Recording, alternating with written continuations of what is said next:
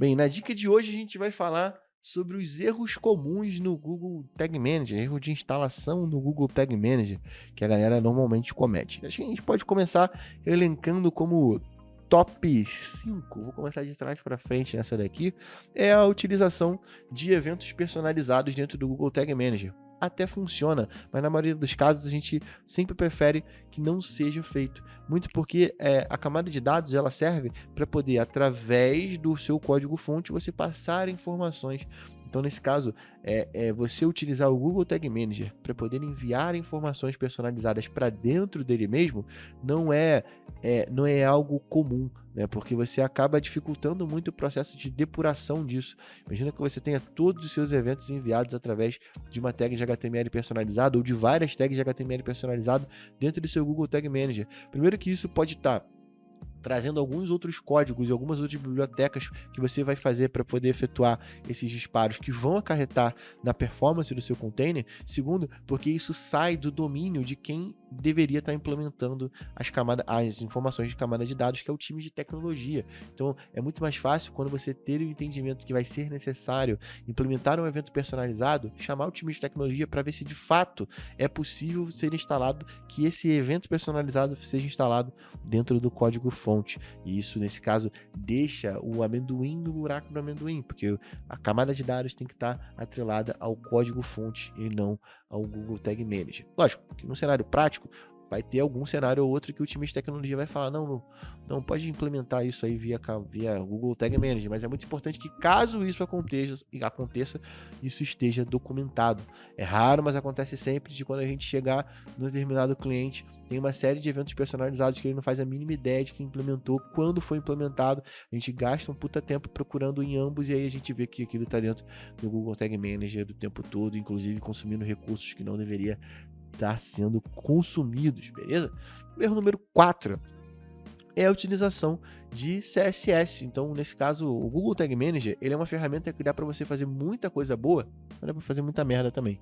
Então, na maioria das vezes, a galera que utiliza CSS para poder estilizar um componente ou outro através do Google Tag Manager, está quebrando a mesma regra que a gente chama de camada de responsabilidade do container do Google Tag Manager, né? Então, o que é a responsabilidade do código-fonte e o que é a responsabilidade do container do Google Tag Manager? Então, o primeiro caso que vocês viram foi o lance de implementar eventos personalizados, e o segundo é você utilizar folha de estilo dentro de um container. Primeiro porque dependendo do tamanho, e assim, é raro, mas acontece sempre, a galera implementa alguns CSS dentro do container que são gigantescos, e o Google Tag Manager não tem uma política tão eficaz de cache. Inclusive, se você fizer um teste no PageSpeed Insights do próprio Google, ele vai apontar o Google Tag Manager como um dos principais problemas no carregamento, porque ele não tem um cache eficiente de navegador.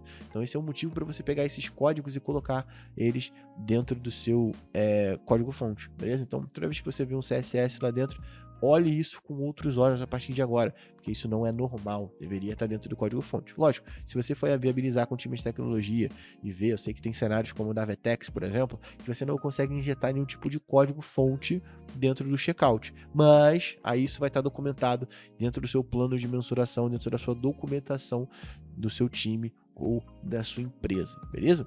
E a terceira dica é carregar bibliotecas. Nesse caso, bibliotecas, leia-se como a gente carregar jQuery, essas ferramentas como Moment, ou seja, você carregar qualquer tipo de ferramenta externa para poder fazer alguma coisa dentro do seu container também é extremamente nocivo. A gente acaba vendo que algumas empresas carregam e utilizam bibliotecas para poder disparar algo que já tem nativo dentro do Google Tag Manager. Então, biblioteca como jQuery, para você poder selecionar um determinado elemento ou qualquer tipo de outra coisa que você vai fazer, já tem nativamente dentro do Google Tag Manager. Então é muito mais fácil você fazer isso de forma nativa do que trazer isso de uma forma onde você vai utilizar uma biblioteca externa. Lembre-se, o Google Tag Manager, ele tem, nesse caso, um carregamento direto, que é uma limitação de 200 KB que a gente tem, que é o tamanho do container. Mas ele tem o carregamento indireto, que é algo que é carregado através do Google Tag Manager. Então, quando você opta em colocar um script dentro de uma tag de HTML personalizado,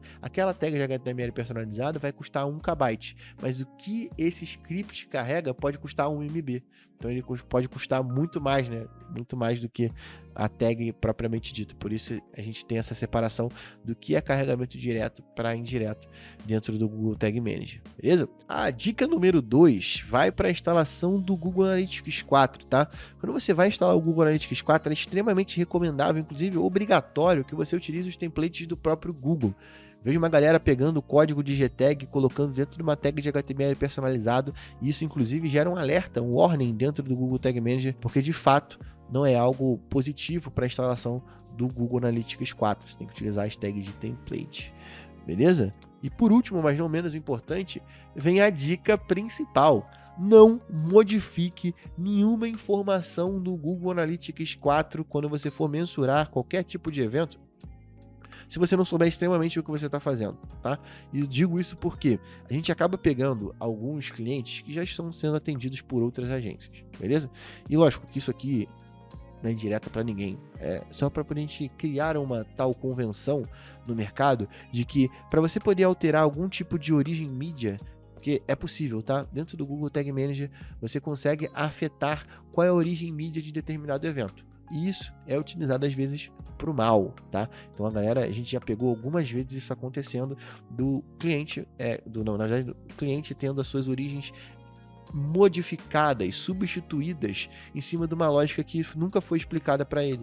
Então, nesse caso, se isso atrapalha a leitura dos dados, porque vai atrapalhar toda a parte de modelo de atribuição, a parte de você definir de quem é aquela conversão, vai estar totalmente afetada em cima disso. Então, quando você for instalar a tag, ou quando alguma agência for fazer uma modificação na tag principal de configuração do seu Google Analytics 4, verifica se ela não está modificando a origem mídia das sessões que vão entrar dentro do seu site, porque isso vai afetar a análise e aí acaba transformando o que deveria ser uma solução em um pesadelo, beleza? Então espero que vocês tenham curtido. Até a próxima dica.